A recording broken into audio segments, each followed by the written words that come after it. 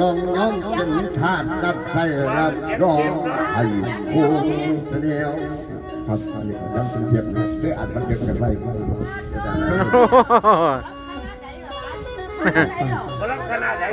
แต่ก่อนร่ำอยู่ของซุปเปอร์สารคามเขาเรียนหมดจับเป่าเต้นทำไมที่หาที่ตอนนี้ก็60 กว่าจะก็70แล้วตอนนี้66ต่างยังได้อยู่แต่ก่อนร่ำมันเทียบกันยังภาพหนาหน่อยออกอากาศยุบพงดังไปทั่วเมืองอีสานพวกลูกหลานรวมทีมงานพวกนมสาวพันเต่าหวังที่เธอเชื่อหาเอาเป็นงานมาเผยแผ่เสียงคำภาพผู้ใส่แก่สว่างแย้มเขาดอกใส่กันเพราะฉะนั้นพวกพ่อแง่เปลี่ยนน้องจากที่ถูกพวงดังขันอยากฟังหมอลำสีสันบุญของไฟพี่น้องทดลองเป็นหมอลำเก่า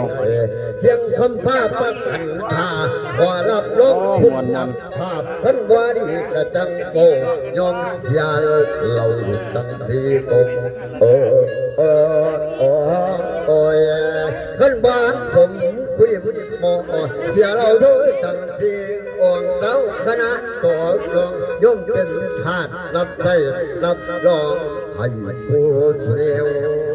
น้ำคณะการบอกแล้วพี่น้องเข้าทางอีสานส่วนนี้ท่านชาดกเป็นมาโอ้ยต้องรักเขาอันนี้เป็นของพูดจับเป่าในก่อนพุทธองค์องค์ไสศาสตร์ประการว่าไปอยู่เองเชื่องเราเชื่องจะได้ของสำนักงานเชื่องภาพพยานอย่างมาก่อนเนาะ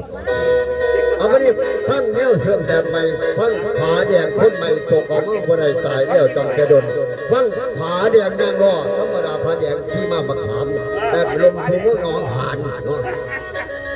ฟังไอ้หน่อยรับตัวกันเราจะฟังผาแดงนางรอแล้วผาแดงนางรอผาแดงบริกีมา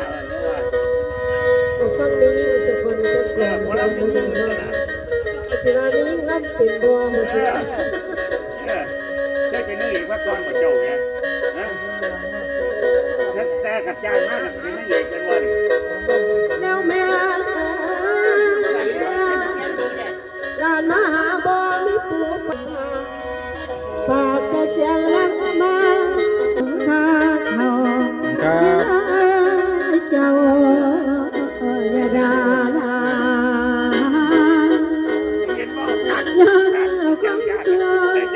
ยังได้บ้าเพิ่นยังจะลอยยังมาทางใจน้ำตาไหลเป็นทางอย่าใส่เวลาทำไว้รอทางดันมองเห็นเดือดดอยให้ไหลเชื่อนั่นก็พอทางห้องตกหลุมหัวตามห้องน้ำมุกบานนี่แหละพี่น้องสีสันบุญของไฟโอ้บุญเป็นหมอลำไฟป่วยส่วนอีกอันหนึ่งนั้นเดบางคนเดตาคนพลายกินน้